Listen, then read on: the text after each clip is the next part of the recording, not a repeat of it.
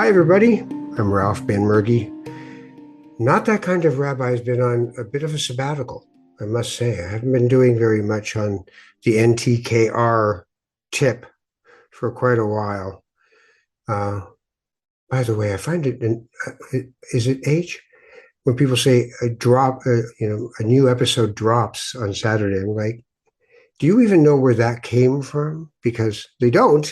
And then you see, you used to drop the needle on the vinyl, and that was where drops started. And now everybody uses it. When I hear people who are like, my age and using it, I just think, oh, stop! Don't try to be hip. It's upsetting. So that's just one of those annoyances. Anyway, my point was I kind of backed off for a while because I had way too many things going at the same time, and it just was being stretched too far. But in that time, I started sort of thinking about different ways of doing this program. And by the way, if you feel like you want to support what we're doing here, just um, go to patreon.com/NTKR. Not That Kind of Rabbi. So patreon.com. We have people who donate different small and larger amounts on the account, and we really appreciate it. It's a really kind thing to do. I do this podcast out of love, and I do other podcasts like the one I do for the Canadian Jewish News, Yehopitzville. And yes, I love doing them, but this one's really my baby. And I've decided I want to get married and share the baby for a while. So see what happens before the unseemly divorce that ensues. So to do that, a friend of mine, somebody who I met, the first time I met him was when he was in full bloom doing beautiful work. Ve'ahavta. Some of you may know that organization. And what I loved about what he was doing was I'd grown up in this environment where Jewish people who do good things good things for other Jewish people. That's what you do, right? We help each other, or Israel or something. And here was somebody through Ve'ahavta who was helping people on the street.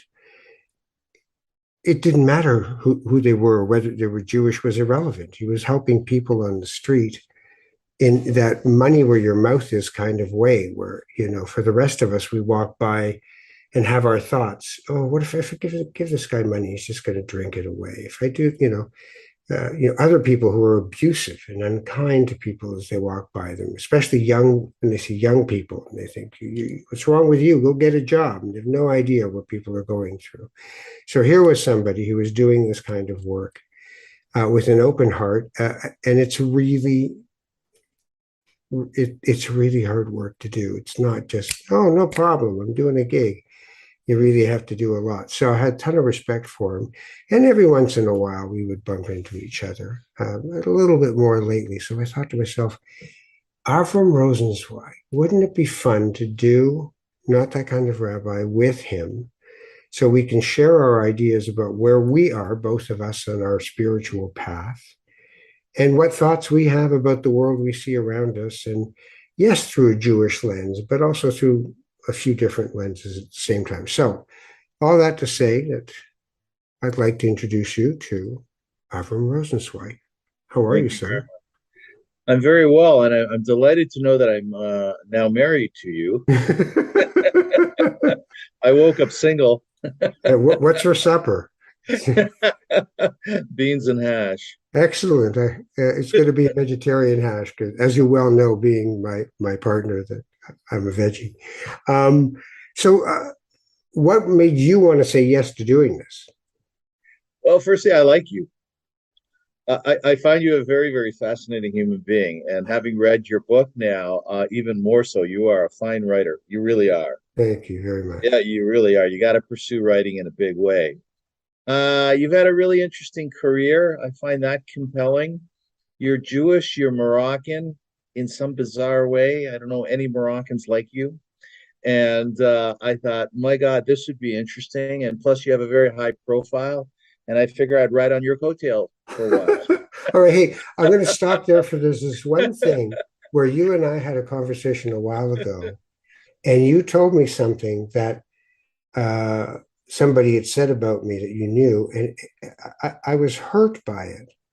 So it was a Moroccan who said, when you said my name, Oh, he's yeah. the least Moroccan person I Right. know of.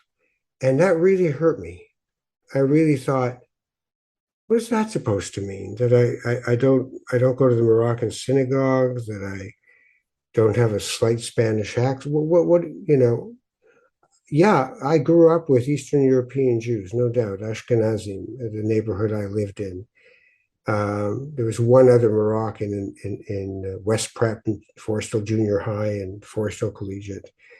And they were actually wasn't Moroccan, Greek, um, uh, the Desaz family. But when I heard that, I just thought, so you sort of see me as a sellout, that I went the Ashken, not you, but the person who said it. Do you have any thoughts on that? I think number one is your politics are much different than the general Moroccan Jewish community. You're a little bit left of center, and that doesn't really jive with the folks who go to Tiferet or go to Magen David or Petah Tikva, which are the Sephardic synagogues. They're generally very right wing, Yeah. right? Oh, yes. Right. Yeah. You're also very erudite, and this is no offense whatsoever to the Moroccan community because I find their culture is actually very beautiful and I enjoy it and I've partaken in a lot of their simpos, their affairs, and so on. But you're different than most. Your language is different. Your pronunciations are different. Your thinking is different. I think the person who said it to me, who's actually a very dear friend, I'm not sure he meant it as criticism. I don't, negative criticism. I think he was just making a statement of fact, as Ralph is a little bit different than most Moroccans. And if anything, quite frankly, I actually think it might have been an endearing thing. I think there's a lot of people out there who are very almost envious of where you've gone with your life.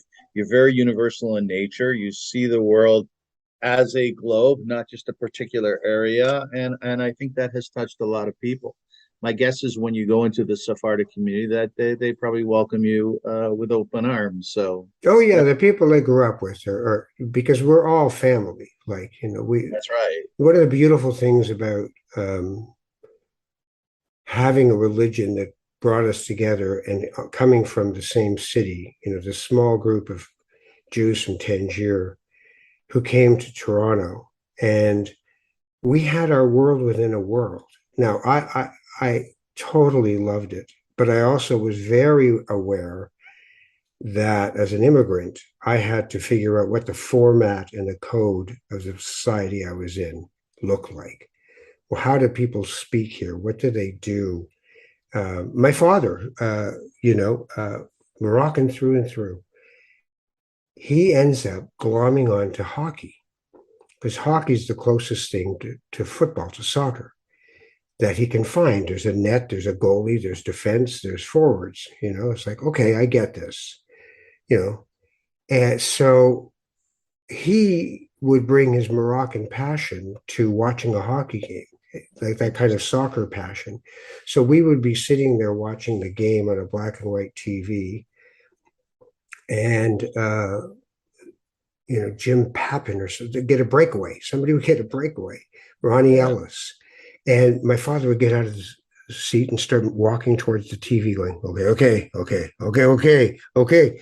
And then if we scored, me and my brothers and my father would all yell, scores, top of our lungs.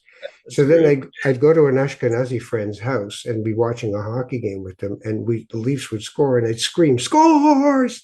And they'd look at me like, what the hell is wrong with that guy?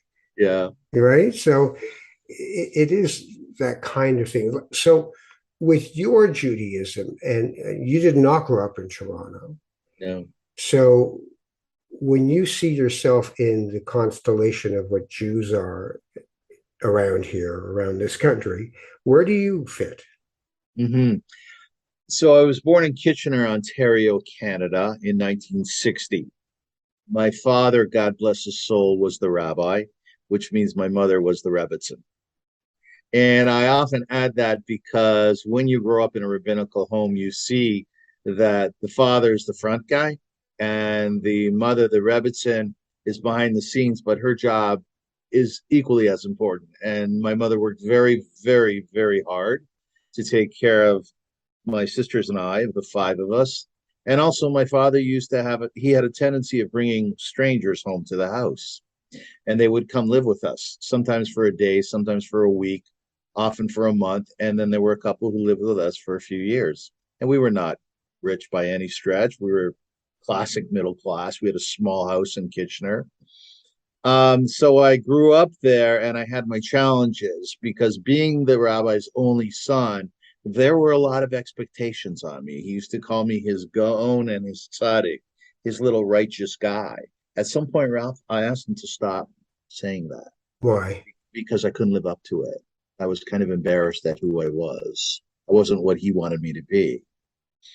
And he sent me to yeshiva, which is a private Talmudic school in Toronto when I was 13 years old, as he did with each one of my sisters the moment they turned 13. And I was found myself in a Haredi environment. Do you want to explain Haredi? You could probably do it better than I. Well, no, I mean, Haredi is an extension of everything from Hasidism to just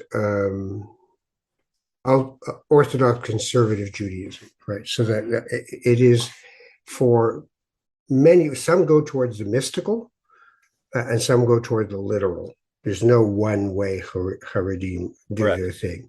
And there's sects of Haredis, so you can be, you go by hat, right?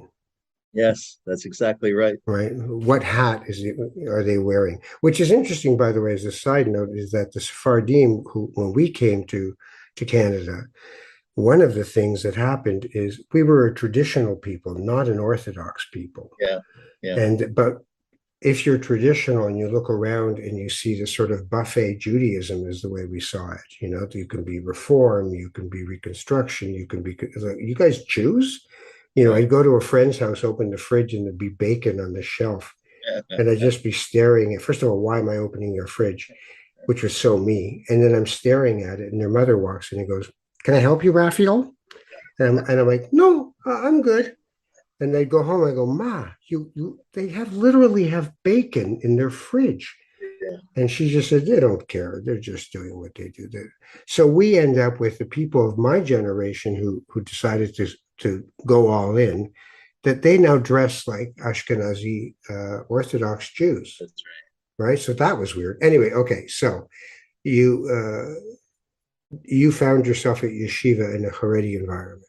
Yes, I did. And I remember my first day in yeshiva, my first week, my first month. It was as if they had dropped me onto Mars because I had come from a public school in Kitchener. And it was a bit of a difficult school, if you will. It's like tough guys. I experienced anti-Semitism in Kitchener, and here I am. I come to Toronto, and I'm surrounded by these guys who have grown up in the yeshiva system, in the very orthodox yeshiva system. And the dress was far more conservative than I was used to. I remember when I was leaving Kitchener, it was 13, it was 1973. It was kind of a disco-ish time, and I bought yellow suede shoes for my new year, right? And as I walk into yeshiva and I see all these guys walking around, some with the payut, the side curls, Right. Of course, we had to wear the hats of which you've mentioned for our services. And I promptly took these yellow suede shoes and I tossed them in the garbage. Uh, Um, so it was a real challenging time. I was emotionally very almost distraught the first year. I failed a couple of courses. I had a very hard time. That transition from where I had come to, again, from Kitchener, basically leaving my father's house, taking off my kippah, my skull cap, because I was too frightened and I just wasn't comfortable wearing it. Coming to yeshiva, where the expectations were that you would follow a halachic lifestyle and learn. Our schedule started at 7:30 in the morning, and we ended at 10 o'clock at night. So this was a different Wow. world for me. And that's where I started.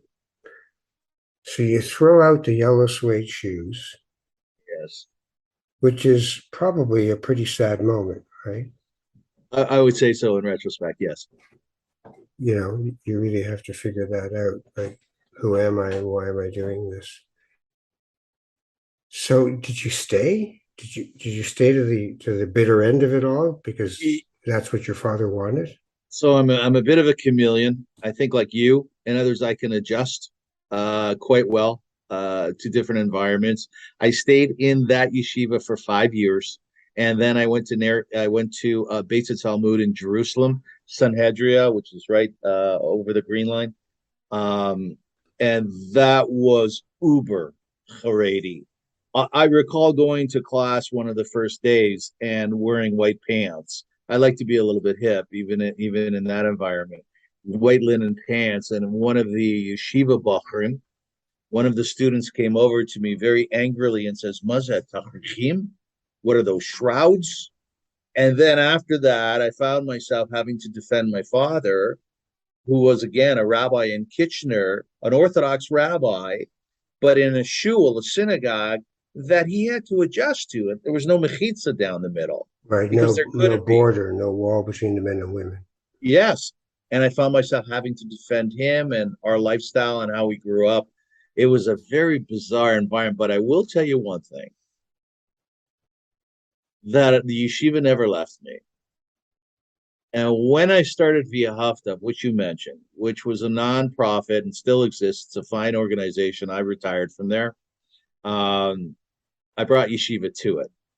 So every time we would have a meeting, there would be a Dvar Torah. There would be words of Torah.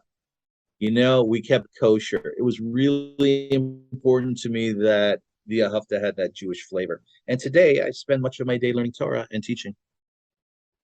So you found your way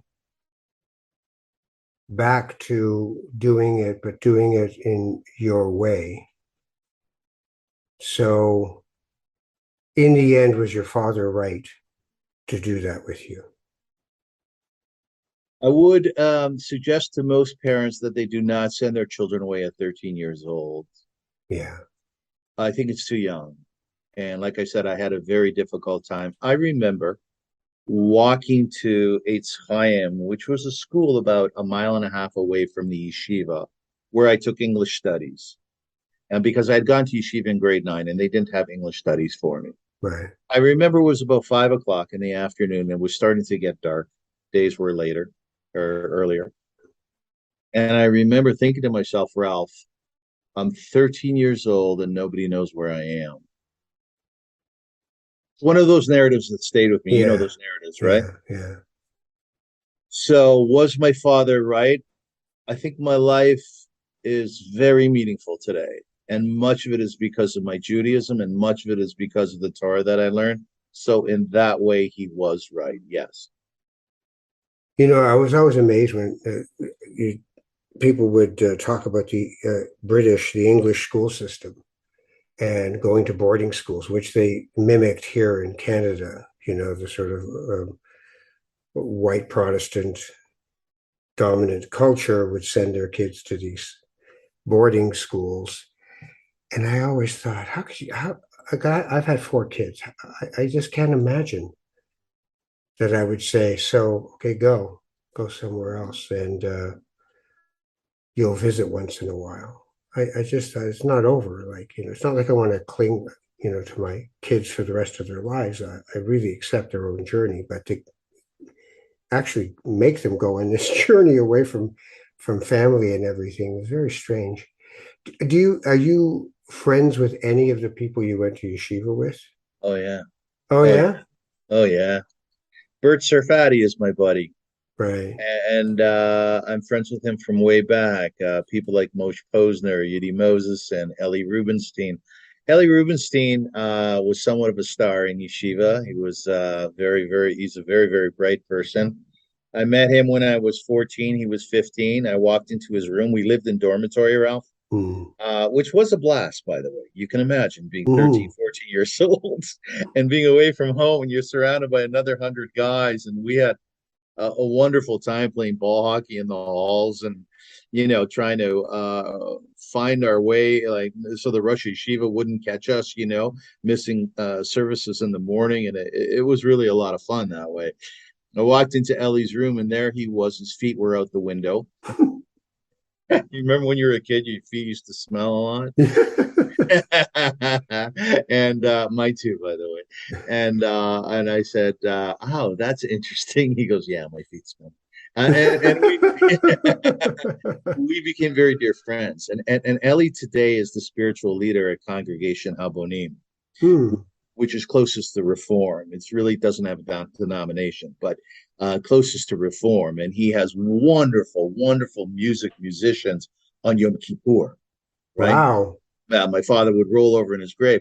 And I was a part of those services for many, many years, and I still am. I'll speak this year at Nila, which is the closing service on Yom Kippur. So yes, I'm friends with them, but I'm friends with a few guys who have gone off the path like me. Yeah. So Habanim would be labor Zionist? It was started by Holocaust survivors. Right. I guess it has that labor bent Yeah, to yeah, it. Yeah, yeah. sure. Yeah. Yeah, it's so interesting what we end up doing, with my own boys, regardless of their inclination towards the idea of being Jewish. I needed them all to get to bar mitzvah, and then whatever they were going to do with it, at least I'd given them something that if they don't do other things, they might do this, right? So I appreciate the anchoring, but I also think it's a real journey that we have to go through to reinvent, if we do at all, reinvent our relationship to our Judaism as we go through our lives, right? Because like ideas about the divine, um, and other ideas, there's a high tide and a low tide to everything. It's not all high tide, or else you end up with, remember Jerusalem syndrome, Yes. right? People who would go insane when they got to Jerusalem from the spiritual vortex of where it is, and end up running up and down the streets claiming to be Moses or Jesus or something, and having to, spend some time detoxifying from that experience.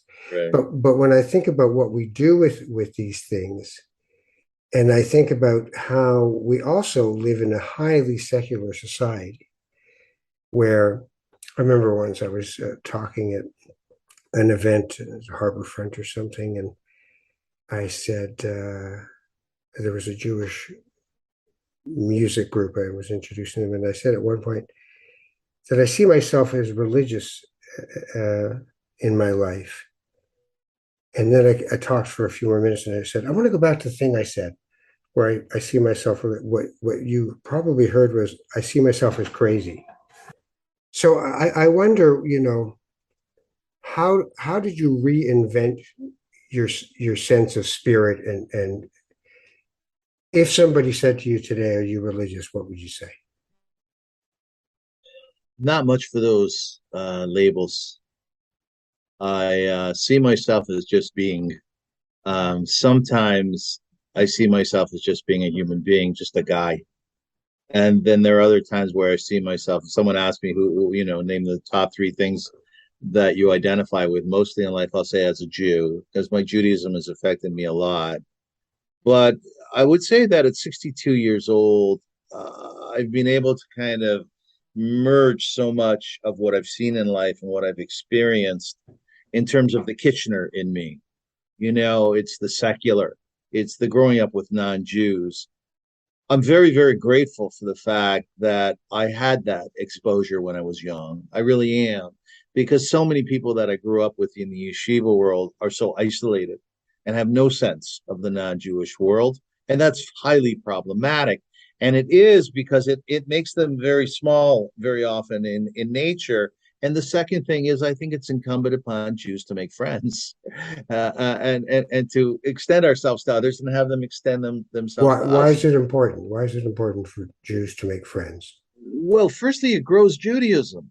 I mean, Judaism at its height throughout the centuries, it comes in cycles, as you said before.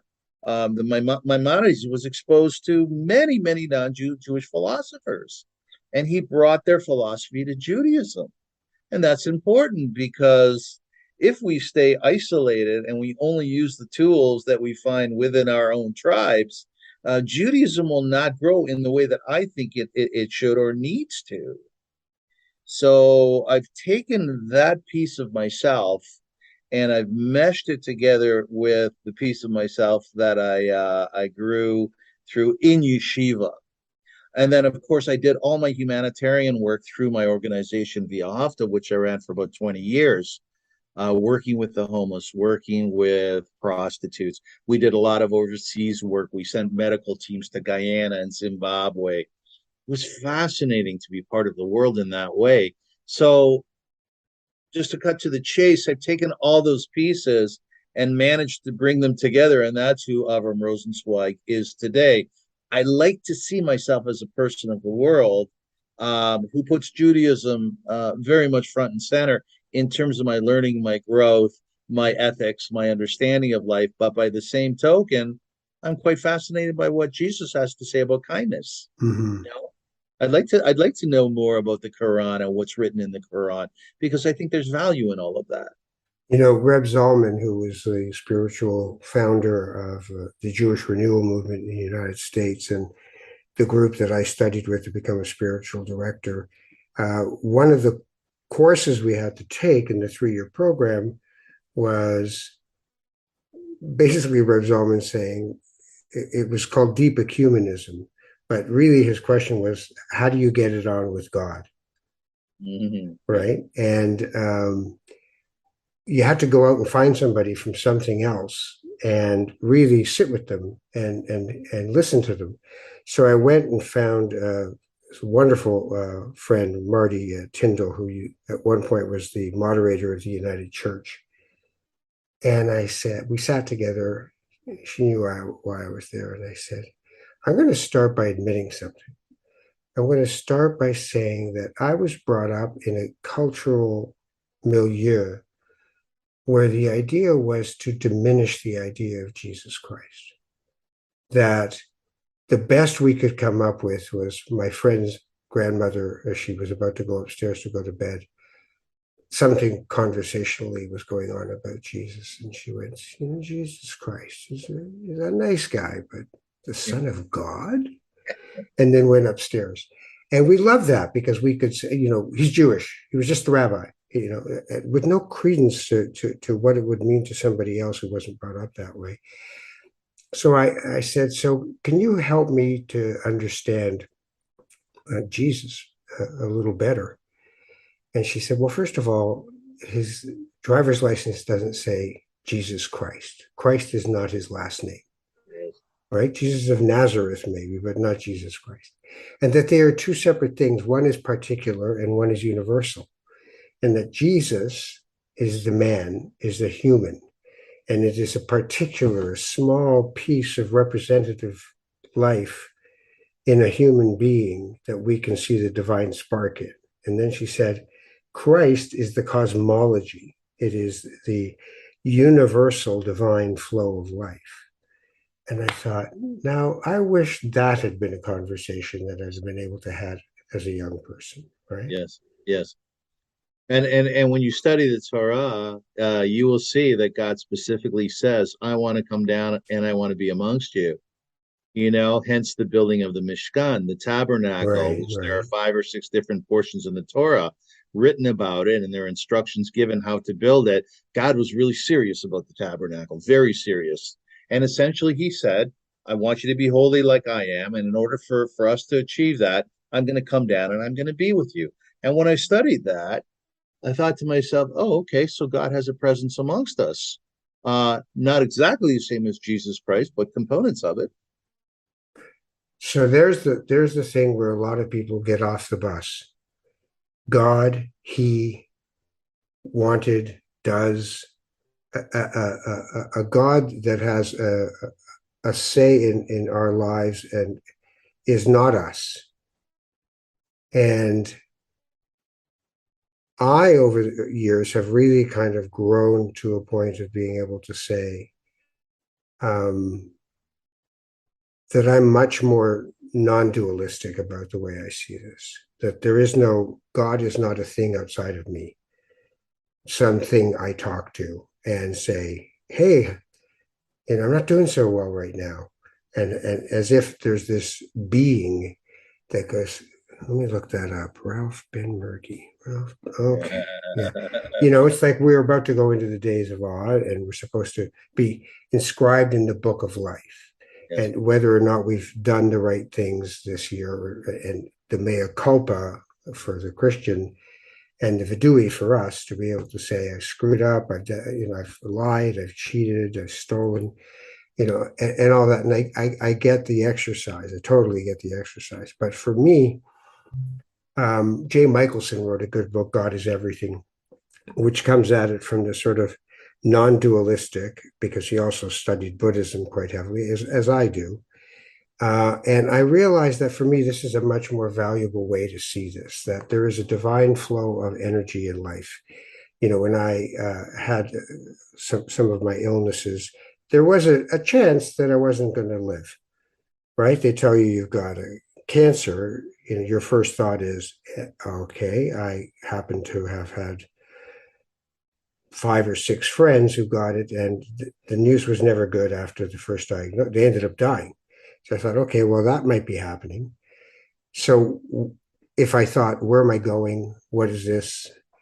It didn't occur to me that I was going to go to some destination as me and have conversations with my relatives and meet a deity, or at least a administrative assistant to a deity or something. It just wasn't going to happen that way, right? But instead, I saw much more of a, yesterday we went rafting down the Grand River. If you stop fighting it, the current takes you and you flow, right? There are other people who think some ultra conservative said a few days ago, going with only dead fish go with the flow. Right. And I thought, no, you're missing the point, availability to what is here and now in the present. But I've never been able. So when it comes to things like prayer, for instance, I've run groups around aging to saging, and we've talked about prayer. And I have not met anyone yet who said they truly get something meaningful out of praying. They just feel like, I know how to do this, but I don't actually believe I'm having a conversation with the divine. So I'd like to hear, that's a lot of stuff I'm dumping out there, but when you talk about, God said, create the Mishkan, what does that actually mean? Is it literally this thing called God, and in our literature, it's this male thing that tells you to build this thing. So what do I Right. do with that? Well, first, I really want to comment. I just want to really go back to the beginning of our discussion. Is one of the reasons I'm excited about doing this with you is because you have a wonderful way with words and your insight into life. You remember a lot. You're quite the storyteller. So I just want to point that out to you. You're a pleasure to listen to. You really are. You don't even need me to speak. That's the truth. But listen, my sister Javi, God bless her. Her husband was murdered in 2002, David Rosensweig. He was stabbed at the corner of Lawrence and Bathurst. Okay, yeah. It's purported to be an anti Semitic act. It wasn't. It was a guy who was a drug addict, who had been in 12 different foster homes. He was adopted at some point. His adoptive parents gave him back. So he was bad news. And he came over there looking for drugs near those kosher pizza shops.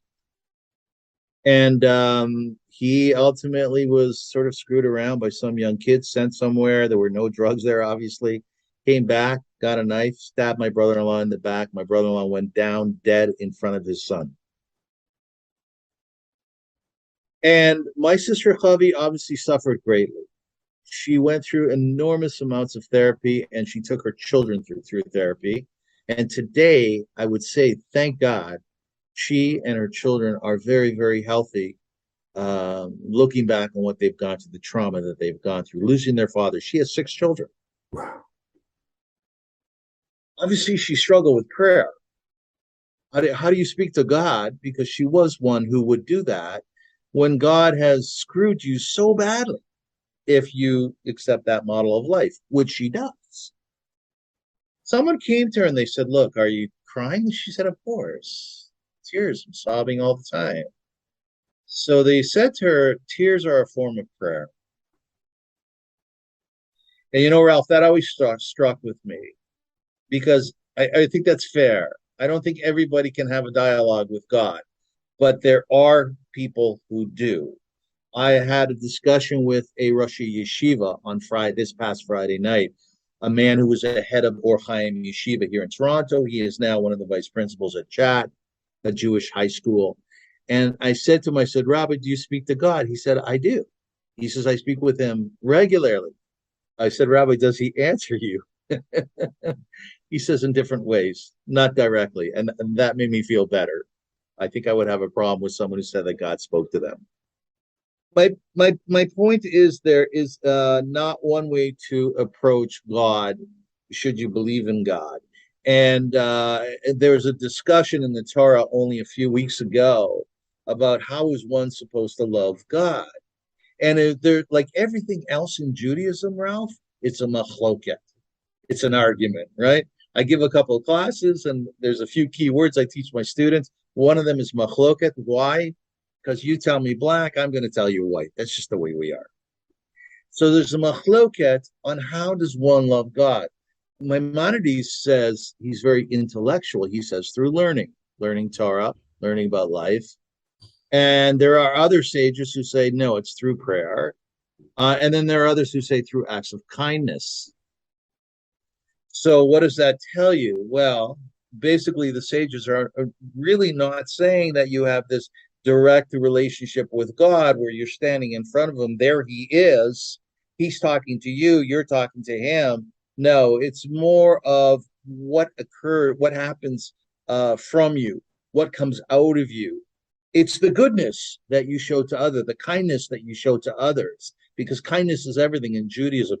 That is an expression of the divinity. And that I believe, and that's why I did Tikkun Olam work, repairing the world work for so long, is because that I believe is something that brings me closer to that spirit, whatever it is. Mm. So there's a lot in there. It's packed. Yeah. So part of the God thing, first of all, I would find it, I would imagine it'd be an interesting exercise to say she instead of he for 2 months. Fair enough. Right? To be able to say she this, she that, because one of the crises of Judaism is the return of the feminine divine, which we spent all Friday night trying to go, come on, seriously, get in, do your thing. Yeah. Hold on, this printer's going on again.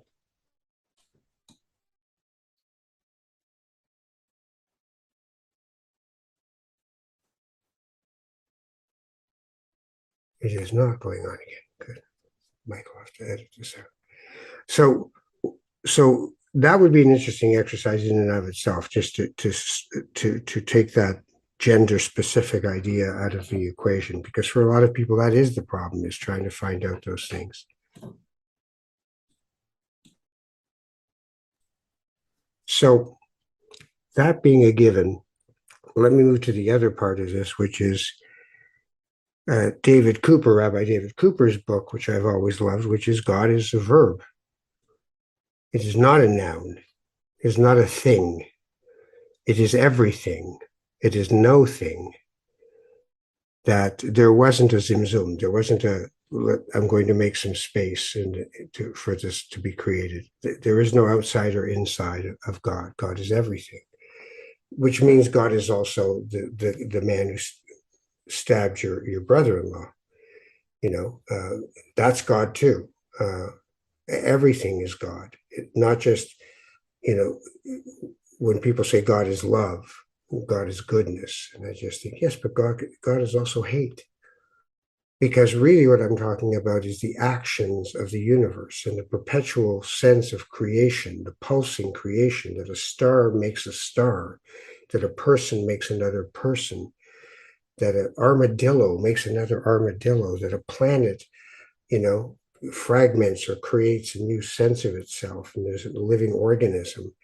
And it's that non-dualistic approach to things that has helped me to stop being frustrated by, listening to a devar from rabbis I respect who are saying, God said to us that we should do this. And I just think this isn't helping for a lot of people. And I've talked to several rabbis who really believe there's a congregational crisis going on, that people just don't have a resonance with what's being said. Now, part of that is we live in a highly rational age. So, the old saw, prove God, and if you can't prove God, it's like what happened to meditation, which is a spiritual and mystical practice, ends up becoming mindfulness and is measured through MRIs of Buddhist monks, And I just think this need to prove on a factual, rational basis is squeezing the mystical life out of the idea of something unknowable. Because if our bottom line as Jews is that God is unknowable, then why do we keep telling people we know him? Right? It drives me nuts. It's like, how could you know what you're talking about? It's like afterlife. When I've listened to Haredim, I've listened to Kabbalists, and these people have an architecture for the afterlife that is very exact. And I just think, what are you doing? Like, how on earth can you be so sure about something that if you stop, you have to have the humility to say, I haven't a clue. All I can do is intuit that energy doesn't die and that things just keep happening and that this is a human moment. That's all I can identify it as, a human moment of life. So that's why sometimes for me, it's harder to talk about more than just a divine energy. And in that divine energy, there is choices to be made. That's all we have, choices between doing it in a healthy way or an unhealthy way with our lives. You could have taken your yeshiva experience and turned it into really weaponizing your Judaism against your own Judaism and saying, you know what, it's real crap, what I went through. Had to go there when I was 13. These people, it has to be like this. Everything has to be just like this. And I had to throw out my bloody yellow suede shoes, right? Because it was too different, right? Yes, yes. So screw you for trying to make me, fit into a little box and I better walk along the right route to get to the shul, I mean. Yes. Firstly, I think we should call this segment "Yellow Suede Shoes." It keeps coming up. Yeah, I'm in sync with so much of what you're saying. I'm trying to figure out God. I'm trying to figure out Torah. I'm trying to figure out the Jewish people. 2.5 years ago, a new cycle of Daf Yomi started. Ralph, Daf Yomi is fascinating. Essentially, what it is, it's taking the entire Talmud and learning one page, both sides, every day for 7.5 years. Right? And the Talmud is a really complex set of ideas and issues, things that are argued upon through storytelling, through debate, through dialogue, through bringing evidence from other cultures. It's very, very difficult. I started learning it when I was 13 years old, when I went to yeshiva.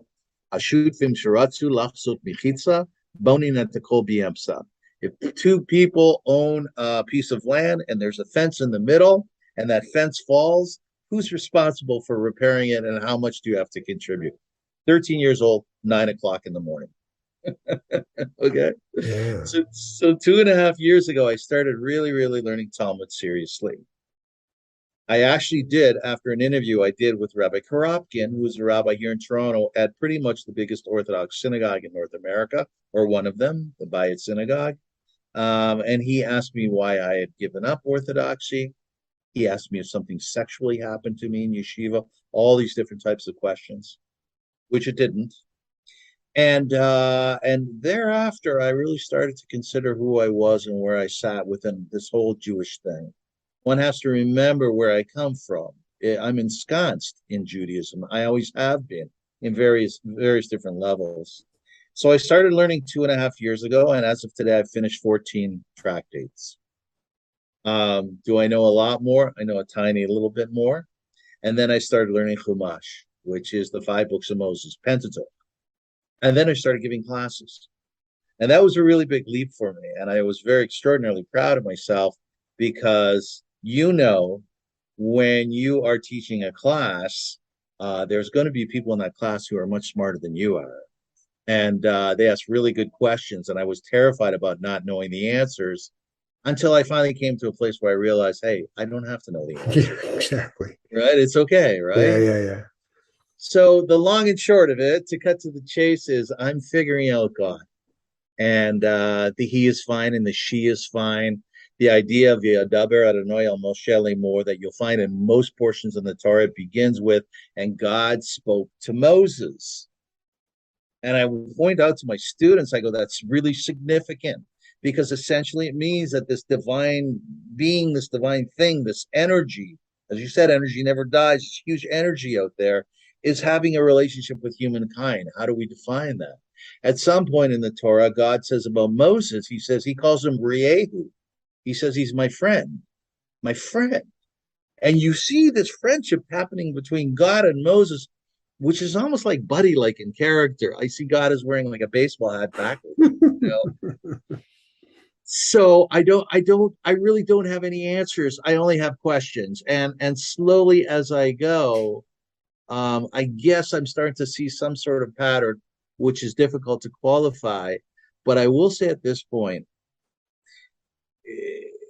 if God didn't create the world, and if God obviously didn't write the Torah together with Moses, and God didn't create that gorgeous rose that we're just blown away by when we study the rose, the flower, the petunia, or whatever it happens to be, then whoever did a damn good job of it because creation is absolutely stunningly beautiful.